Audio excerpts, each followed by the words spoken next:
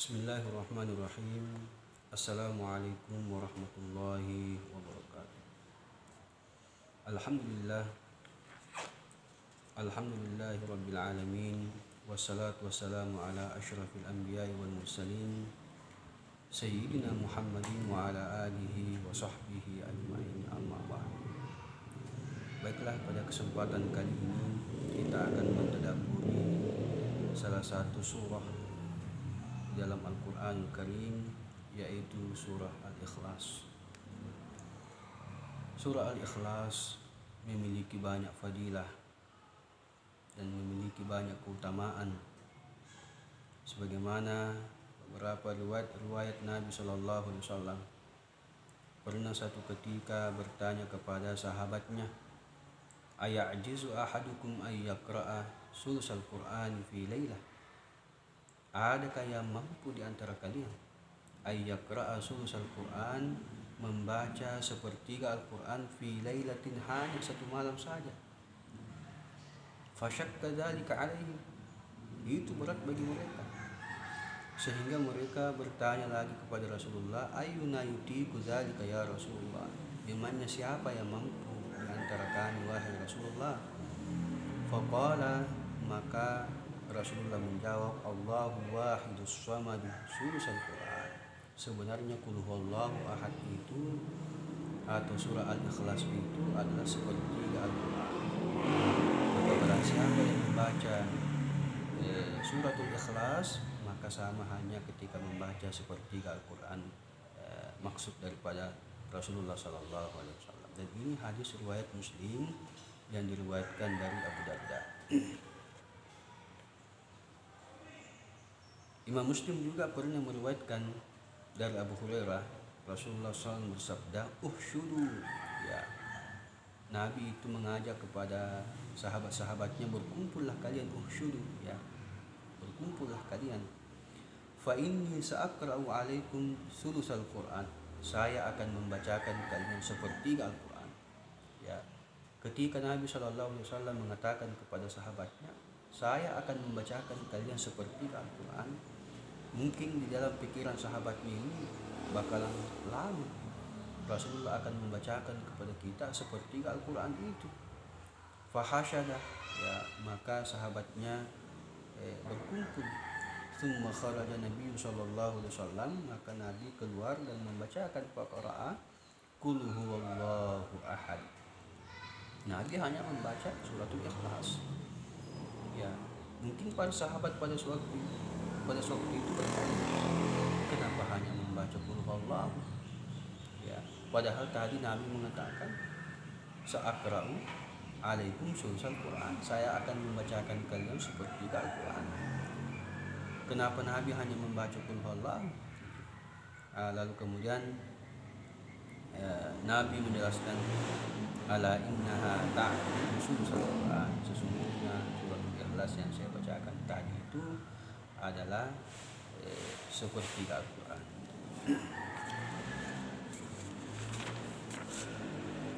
Kemudian selanjutnya, kenapa dikatakan sepertiga Al-Quran? Ya, kenapa dikatakan sepertiga Al-Quran? Di sini ikhtilaf ulama. Ada perbedaan pendapat ulama. Ada yang mengatakan bahwa isi daripada bahwa Al-Quran itu terbagi tiga bagian. Ada tentang hukum, ada tentang al-wa'd wal wa'id, ada asma'ullah wa sifat.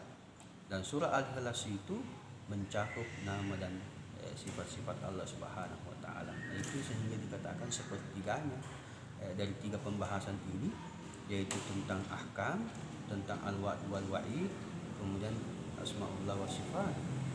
Maka dalam surah Al-Ikhlas ini membahas tentang asma'ullah wa sifat, maka dikatakan sebagai sepertiga Al-Quran. Kemudian selanjutnya yang kita akan bahas yaitu tentang adanya sahabat-sahabat Nabi Sallallahu Alaihi Wasallam yang mencintai atau menyenangi suratul Ikhlas ini dan senantiasa dibaca di dalam salat. Sehingga ada salah satu Ansar, salah satu penduduk Ansar yang dipercaya untuk menjadi imam imam masjid di masjid Kubah yang pertama-tama dibangun Nabi Shallallahu Alaihi Wasallam.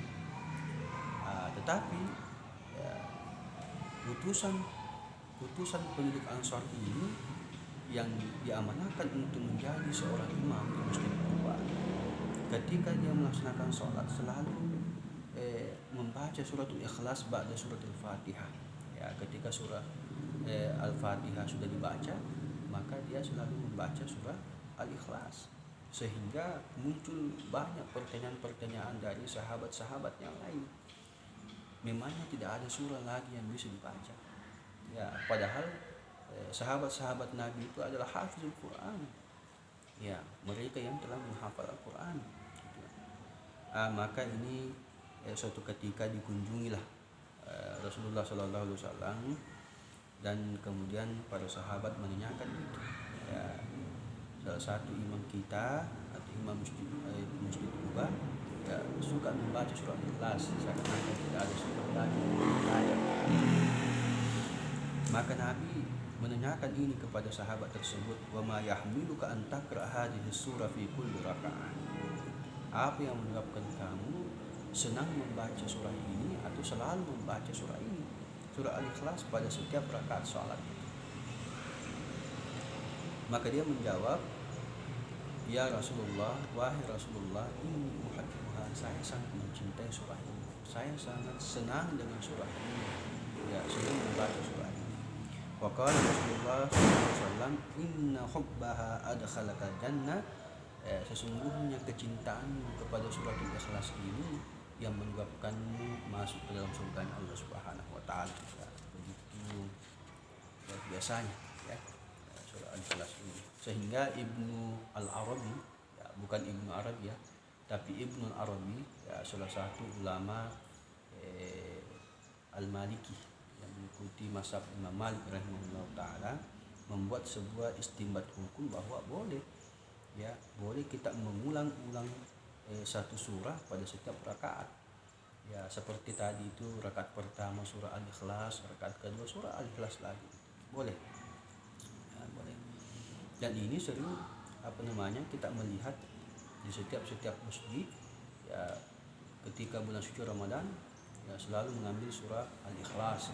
Apakah karena memang sangat mengetahui fadilahnya dan keutamaannya, maka mereka mengambil surah Al-Ikhlas, dan ini juga meringankan bagi mereka ya. Karena memang tidak ada sunnah bagi Nabi Shallallahu Alaihi Wasallam, ya, tidak ada sunnah yang kita baca menghatamkan atau menyelesaikan satu Al-Quran dalam satu bulan Ramadan itu ya, bukan sunnah. Itu yang disimpulkan oleh Ibnu Al-Arabi. Jadi apa yang mudah bagi kita, iqra ma tayassara minal Quran, baca yang mudah bagi kita. Kalau qul huwallahu ahad itu yang mudah bagi kita, maka itu yang harus kita baca di kulli rakaat, tidak ada masalah.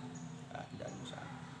Maka ini juga ditambahkan oleh Imam Al-Qurtubi di dalam tafsirnya, bahwa pendapat Ibnu Arabi ini juga perlu disampaikan oleh Imam Malik rahimahullah taala.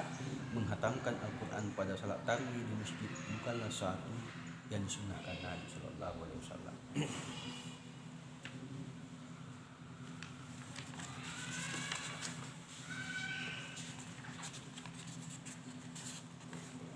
Kemudian selanjutnya, apalagi yang menjadi keutamaan dan kelebihan orang yang membaca surah Al-Ikhlas ya.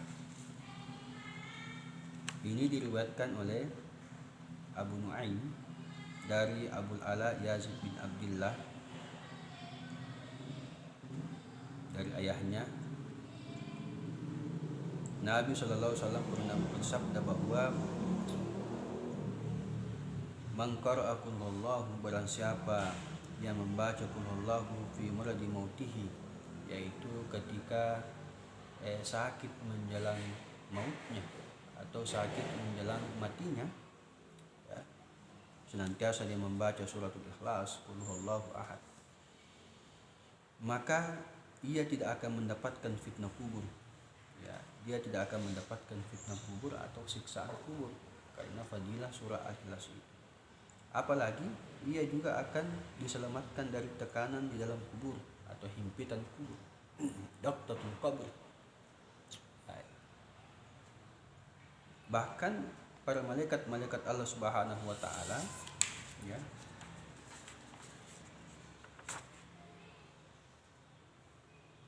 bahkan malaikat-malaikat Allah Subhanahu wa taala akan memegangnya hingga ia melewati Shiratal Mustaqim dengan selamat hingga sampai di surganya Allah Subhanahu wa taala.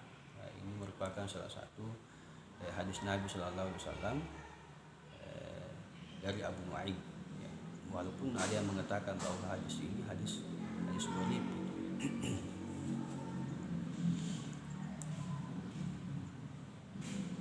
Kemudian di hadis yang lain Nabi SAW pernah mengatakan juga bahwa barang siapa yang membaca surah Al-Ikhlas ketika masuk ke dalam rumahnya, maka kefakiran akan dihapuskan dari penghuni rumah tersebut. Ya, jadi ketika ingin atau hendak masuk rumah, maka membaca Qul huwallahu ahad, Allahus samad, lam yalid wa lam yulad wa lam yakul lahu kufuwan ahad. Saya kira itu saja barangkali.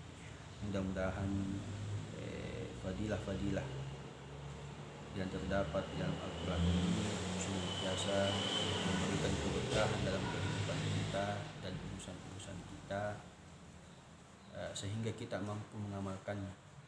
Apalagi surah Al-Ikhlas ini, ya, hampir dari kita semuanya menghafal surah Al-Ikhlas ini. Maka saya rasa dan saya yakin bahwa mudah bagi kita untuk mengamalkan surah Al-Ikhlas ini.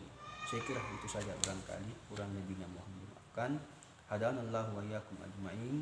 Assalamualaikum warahmatullahi wabarakatuh.